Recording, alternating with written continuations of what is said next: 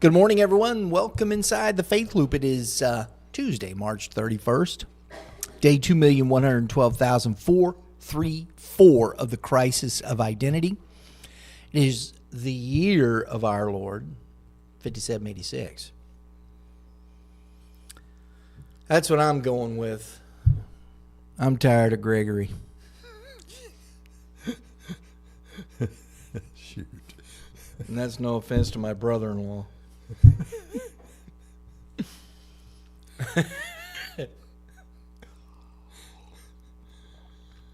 Mercy sakes and sakes mercy. How thick is the hypocrisy? How? You know, the word in the Bible that we translate in English, hypocrisy, in the Greek, it means actors on a stage. That's the best way to really translate that. You know, our meaning of hypocrisy is not holding to something you believe. Okay, well, that's true. See, so what are actors? Actors are just hypocrites. You see actors all the time playing parts that you know they don't believe in. Right. And they usually play them very well, and you think, but they're doing it because they hate that. Yep. This is the idea behind hypocrisy.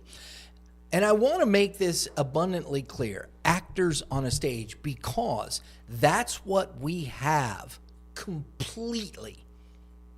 Completely.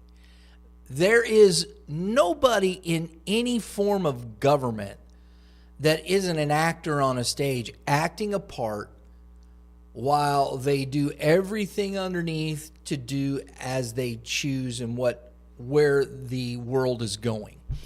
You know, we saw a lot of these things during the during COVID, and I thought it was nonsense then. I didn't get sick. People go, oh, and I didn't wear a mask either. And I went to places without a mask, and people would look at me funny and all this. Oh, yeah. I don't care. Oh, Brian, you know, it was real, half and half. And see, and that's the argument. Everybody argues over that while they do all this over here. Actors on a stage. That's all these people are. That's all Donald Trump is an actor on a stage. Netanyahu, actor on a stage. Any leader, actor on a stage.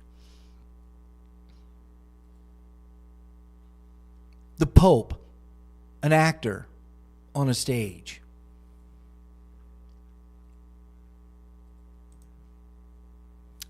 This is from The Guardian article, and if you haven't heard, he came out and made some statements. And Pope Leo has said God ignores the prayers of leaders who wage war and have hands full of blood. In an apparent rebuke to the Trump administration, the pontiff made the comments on Sunday as thousands of U.S. troops arrived in the Middle East and days after the U.S. Defense Secretary Pete Hegseth prayed for violence against enemies who deserve no mercy. Does anybody remember the phrase, God wills it? In fact, that's what Pete Hegseth has in, I think it's in Greek or in Latin, tattooed on his arm, God wills it. I think so. Drew, can you check that and see if that's I want to fact check me, please. I know it's Latin, but I believe it's the Latin for God wills it on his forearm. During Palm Sunday Mass in St. Peter's Square, the Pope said the conflict between Iran, Israel, and U.S. was atrocious and that Jesus could not be used to justify war.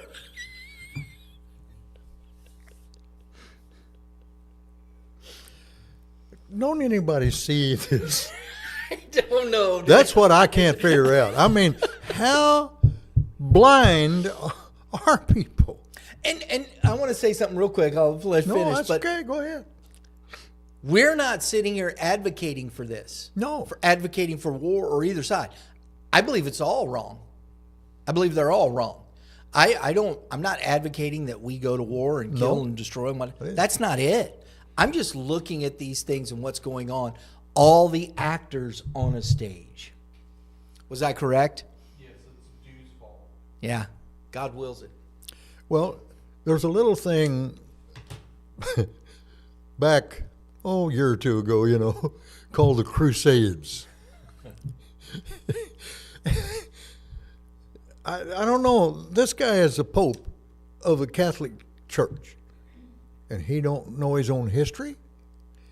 Then why don't he come out and rebuke all them popes and all them people and all the kings that sent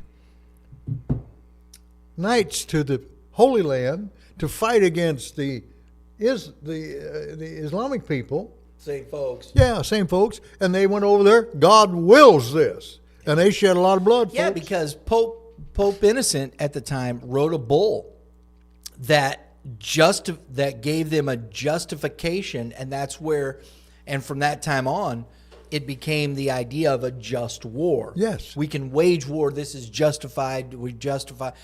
You're justifying yourself. Now you come out and you say there's no justification for this. Well, wait a minute. If Jesus, so what is just? You got me. You're waging war against the same people Yeah, for the same reasons. He also went on to say, "This is our God, Jesus, King of Peace, who rejects war, whom no one can use to justify war. You did it all the time." He told tens of thousands of worshipers, he does not listen to the prayers of those who wage war, but rejects them. I mean, that may be your opinion, and do I think that Jesus sits around and wants us to destroy one another? No, he doesn't. I agree wholeheartedly with the comment, honestly. I'll say that.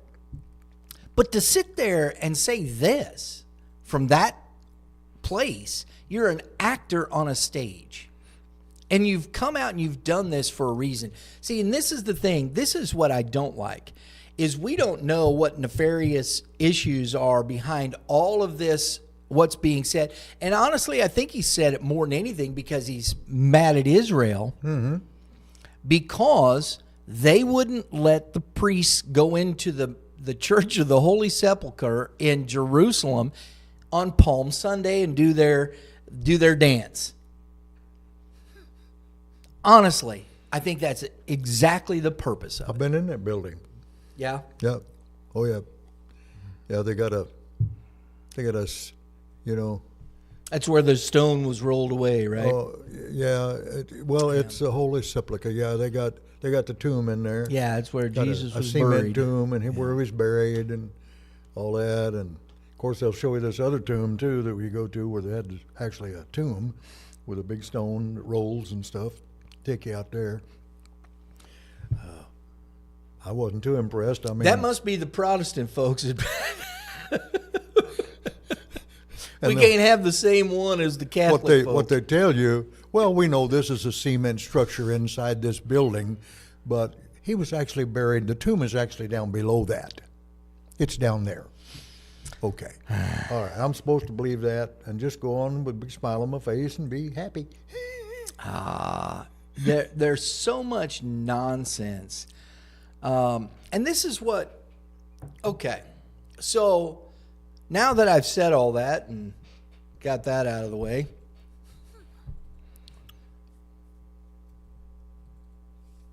I want to, how do we stay separate from this? And I think this is the thing. When Jehovah said to Israel, I want you to come out of them and be a holy people. Yeah. The word holy, we translate it, and now it's the sacred. Everything's sacred. And sacred is this ethereal meaning of something that is untouchable, that it just, it's the sacred. And that's not what it means. In the Hebrew, it simply means to be set apart for a special purpose. And that, to me, is the biggest thing. And people say, well, Brian, you're taking away, it's the, it's, no, I'm not. I'm not taking away. I think we need to look at things with a real understanding so that we know the gravity of what we're dealing with, because we've taken away the weight off of everything and put it somewhere else, and we just kind of go through this mess and we don't give it its proper look to say, that's wrong. All of this is wrong. There's none of it that's right. And we need to set ourselves apart from that and go about preaching the good news of Jesus. And I don't think none of this is happening. No. No, because we would probably be surprised at how many people agree with that. Not only in the Catholic Church, but in the Protestant systems that we have. I'm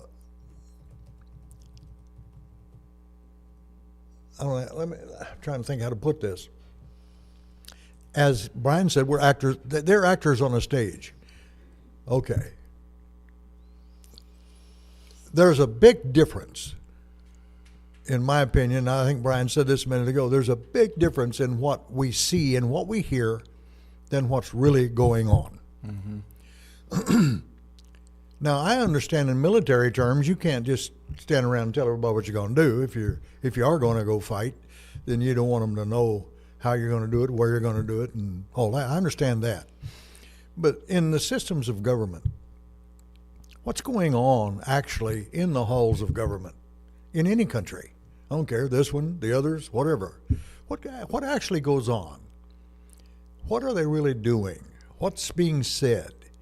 And then what's being told to us? You know, it's funny, we see this depicted in movies all the time. And we laugh and we say, oh, look at that.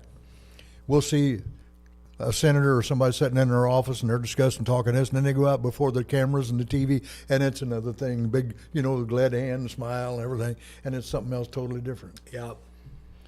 Well, that doesn't really happen. Well, yes, it does. Sure it does. They set up there, one senator, he really, I think it was a senator or representative, one, I forget who it was now, but there was a session where they were questioning somebody to confirm, I think, someone for something. And this one man, though, he said it right. He said, which one of you hasn't cheated on your wife? Which one of you hasn't done this or hadn't done that or hadn't done that? And you're pointing your finger at this man. And it's kind of like what Jesus said, when they brought the woman to him. Yes. Well, we caught her in the act of adultery. I mean, she wasn't just accused, we caught her. What's the law say? Jesus gets down and writes in the sand. We don't know what he wrote, doesn't say. But he looks up and he says, you that's without sin, cast the first stone. Went back to writing and looks up and they're all gone. He said, woman, where are those that accused you? I don't know, they all left. And when he did that, it brought that to my mind. I thought, well, there you are. Yeah. There you are. I mean, it's the truth, Dad. Who's kidding who? Right. Who's kidding who? What we don't know would fill volumes. Well, let's look at recently. You look at everybody, he was he was big time. Dan Bongino was making a big name. He had really burst onto the Republican conservative talk circuit, and he's like, yeah, dude, yeah, boo, yeah, you, yeah. Trump asked him to join the FBI. He came on as the deputy secretary of the FBI, right, behind Kash Patel, sitting on Fox News, I think it was, looking. I've never seen Dan Bongino look like this. Everybody's like, "What is going on?" He's, he killed himself. The evidence shows it. I'm like, wait, what? This guy, he's bouncing. You got to show us this. You got to tell their line. They're this, that, and he gets into the halls, and all of a sudden it's who's acting. I think he's an actor. I have no. There's no credit. There isn't one person, not one. Was that about Epstein? Oh yeah. He committed suicide. There's not one person that I listen to in these situations that I trust completely. I listen to what they say, and I look around. The only thing I trust is Jesus. He's the only person I trust because of who he is. You see, all these people flap their gums and this and that. How many of them change? People just change. We change that. We do this. We go back. We got to compromise. We got, sometimes it's just like, it's, I believe this, but you can have that. But these are the big ones. We got to all come together on this one thing. But, if you think this way, that's fine. I don't care. But this one thing we got to do. That's not what Jesus said. And it wasn't about these governments, and it wasn't about this. There is nothing that I've seen in this world that defines who you are as a person, true character. There's only one that does that, and it was the man, Christ Jesus. He isn't a second person of some ethereal worship.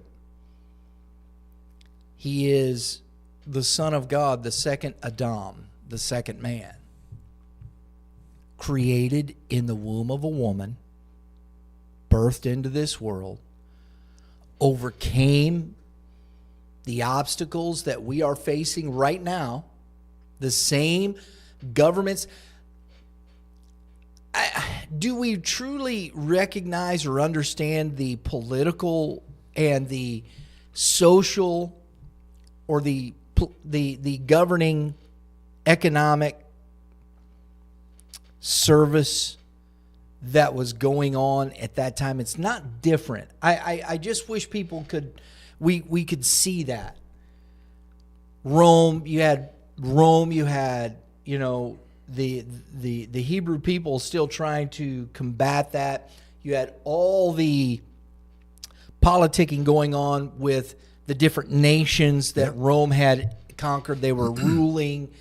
All of these things. What's different, really, Dad, when Jesus came into that, and he's just going about his business and saying, well, you do what you think you need to do, but I'm going about my Father's business. And from time immemorial, when you go back and read the history, even biblical history, read the Bible, what went on. Most all of the wars weren't fought for what people think. Now, were they after land and money and, sure, and the spoils, yes. But most of it came from their ideology. Yeah, agreed. The Greeks, Alexander said, I'm going to make the world believe in Greek ideology. Our gods are this, are that. They're going to do this because it's the best way. Rome was the same way. They were. You go back to Hittites, the Amorites. They worship Molech and all those people, okay, or all those false gods. What'd they fight for? What'd the Philistines fight Israel over? See? Well, it was the land that, no. Ideology. It was ideology. They didn't like what they brought in. That's correct. They didn't like it. That's why the Pharaoh made them slaves in Egypt. Yep. Because a Pharaoh came along that did not know Joseph. He didn't remember him. He didn't know him. And he said, what are all these people doing here? They're not Egyptians. They don't worship our God. They could be a threat to us. They could be a threat. So let's make them slaves. Yeah. So what's changed? Nothing. Right now, what do you think the war is about? Atomic bombs, uranium. No. You think that's what it's about? No. No. It's about ideology. an ideology called Islam. And the Western world called Christian. Dad, And they're at odds with each other. let me ask you this. No, I think that's I think the better conversation in that respect. Absolutely. Because do you think, and this is where I even think that's topical, those two pieces. Oh, it is. Underneath this, and this is where I think we are in the world. I think the people actually running things and setting, is Trump and all these people, they're part of the conversations and things like that. And they're the mouthpiece for it. But these people don't agree with either one of these ideologies. No. Oh, no. No. I agree. Right? But they use them. Yes.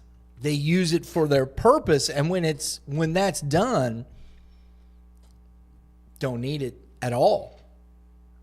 And you can see how the world has been engineered away from these forms of service. And to be socialism, what began with Karl Marx and that ideology that has fostered, well, first we called it communism, then socialism, now progressivism, and it's each iteration has become more and more and more of an indoctrination away from faith-oriented service in the sense of towards a God or God. Right. Right? Oh, absolutely. Absolutely. I was listening to Glenn Beck on the way in this morning, and he was talking about some of this. And of course, I didn't get all the conversation because I got here, and so it was just between my house and here that I was listening. But he was discussing this. And I was surprised, actually, what he said, because I know him in the sense of I've listened to him, and I know, his beliefs because he expresses them. Mm-hmm. But he was talking about how that Christianity and religion is being used politically to ascertain certain things and to get certain things done. Oh, yeah. And he was quoting this guy that made this big statement and stuff, and I forget who it was. I wasn't listening that close, but he was actually talking about this. So see, we're not the only ones. No, Dad. That see it. No. But on the other hand, then Beck turns around and it's all kumbaya, yeah. Absolutely. and God just loves everybody, and he'll talk about this, but exactly, he'll do that. And I'm like, because I can't, we all just whatever, dude. I don't believe in any of the denominational nonsense. You know that, whether it be Christianity, Islam, Judaism, all that. I believe those are things that have been created in this world that have of man's own ideas of what Jehovah should be. Yep. Those, especially those three. The rest is just stuff that's way out there. We don't even, you believe what you want, but right. we all are going to have to stand and face our Creator. Yep.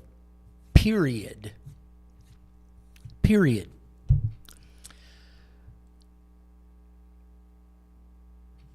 This is the World Council of Churches. The Israeli police prevented the Latin Patriarch of Jerusalem, his beatitude, Cardinal, can't pronounce it, some Bizabala, head of the Catholic Church in the Holy Land, together with the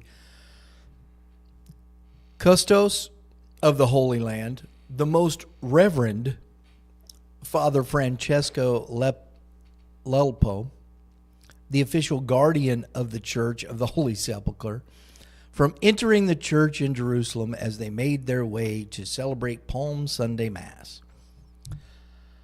The two were stopped en route while proceeding privately, and without any characteristics of a procession or ceremonial act, they were compelled to turn back, said a statement from the Latin Patriarch of Jerusalem, and the custody of the Holy Land. That's what happened. The statement described the incident as a grave precedent, one that disregards the sensibilities of billions of people around the world who, during this week, look to Jerusalem. I'd say we got to stop looking to Jerusalem. Jesus ain't there. Nope. Jesus is at the right hand of the Father. I'm tired of the hypocrisy, the nonsense, the actors on a stage reenacting something that was never meant to be reenacted. It's just a reenactment. It's a play. While we sit here and continually miss the mark because we are not looking for Jesus. Right. Well, and I know might seem trivial, but I've always wondered why people are so gullible that they just go along with everything. It doesn't matter. They don't think about nothing. They just go along with it.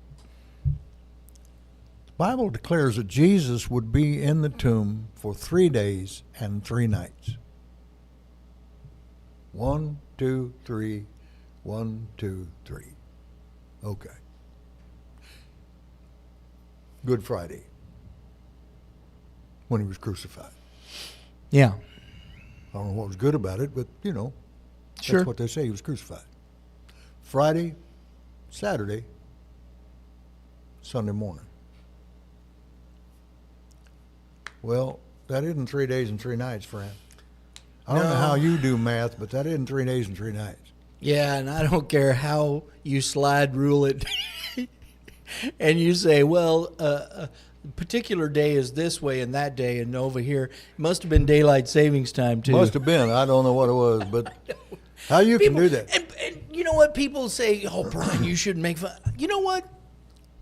That deserves to be made fun of. I'm sorry. Not because I'm trying to be rude or whatnot, but if you believe that, I got to ask you why. Actually, he was taken off the cross in the afternoon because they couldn't leave the dead on there. Right. In the going down of the sun. It was a high Sabbath. Yeah, it's high. And so they took him down. Okay, he would have been in the grave that night, Saturday and Saturday night. That's 2 nights and 1 day. Yes. Okay. What really happened is Thursday was a high Sabbath.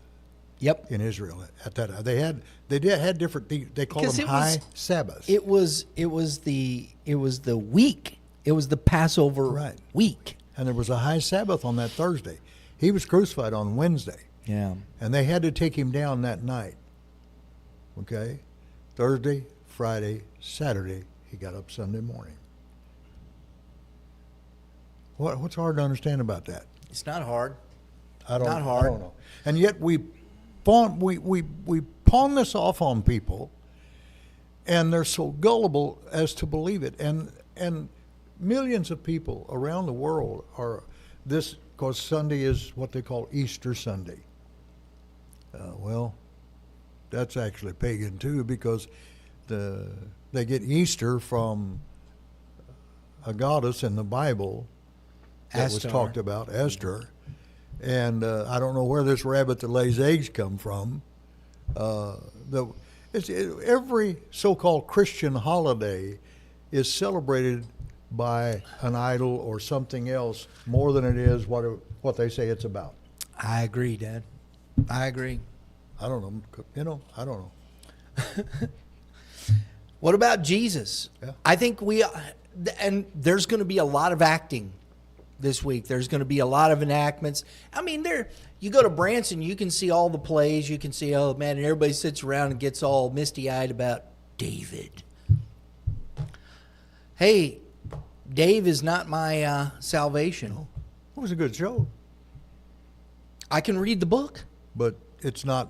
I didn't have to wait for the play. it's not anything that you just, I know what you're talking about. No, it was just funny because that was an album by a group called Whiteheart. Way back in the day, the album cover had this little mobile trailer up on deal. And remember when they had the big satellite dishes? Yeah. There was this big, huge satellite dish right next to it, displaying what, and it said, "Read the book, don't wait for the movie." Yeah. We should. Well, absolutely. It's just like we're so enamored by these things, and we don't read the book. We don't read the accounts that have been given to us, and we definitely don't talk to Jesus as we should. Oh no, not much. Not much. Not much at all. Mercy. Don't be fooled by the actors on the stage, Bob, right? No. I was tickled there. The most reverend. Well, it's not just reverend now. It's most reverend and the most reverend. And then I don't know, I don't allow people to call me reverend. People do it, but I will correct them if I told somebody just the other day, they said, "Oh, you're a minister?" I said, "Yes." They said, "Well, are you a reverend?" I said, "No, I'm not to be reverenced. I'm a servant. I'm just a dude like you're a dude." I'm just a minister. I'm not. You don't reverence me. I don't put reverend on the. I did when I was young, but I found out that's not right, and so I quit doing it. It's not Reverend Robert French. It's just Bob French, Robert French, whatever you want. My name's Robert, but if you don't call me Bob, it's okay too. But I'm a person. The Lord has given me a ministry, and it's not to make me somebody great. That's not what it's about. We think that, see that minister? Oh, mercy, look at it. Oh, no. The Lord gives a ministry for the people's sake, not for the man, not to be idolized or given titles and worshipped and all that kind of mess. No. Paul is on an island when he's going on his way to Rome. It's cold, build a fire. Serpent come out of the fire and bit him on the hand. That was probably an asp, because asps are. They said it was a viper. Yeah, it was a viper, and they're prolific in that area. They're there. They're deadly. He shook it back into the fire and he didn't die. They thought he was a god. They started to worship him. He took off his shirt and said, "No, don't touch do me. I'm flesh like you are." Yeah. There are people that would have said, "Oh yes, look at me, look at me. Oh yes, yeah. Oh, bless your heart. Yes, yeah, I am." He didn't. It bugged him. He said, "No, you don't do that. I didn't do it. The Lord did it." Yeah. So it's funny how we are, and what religion has become, whatever kind of religion, because the other religions do it too. They venerate these men, whether they're a monk or they're a priest or they're whatever. They venerate them and so on and so forth. And I'm not to be venerated. I'm not to be reverenced. Whatever your form of faith, what you say is your faith, Jesus is the only way. He's the one that we venerate because he deserves it. Everybody, thanks for tuning in today. We appreciate it. It's just a little quick rant. Well, sometimes you got to have fun. Oh, man. But thought that was interesting what I saw there. It was. Yeah. Anyway, tomorrow, Dad and Pam will be here 9 a.m., same time and channel. So we appreciate you being here with us. Hope that you have a wonderful day in the Lord. Always remember to give love And give life. and give Jesus.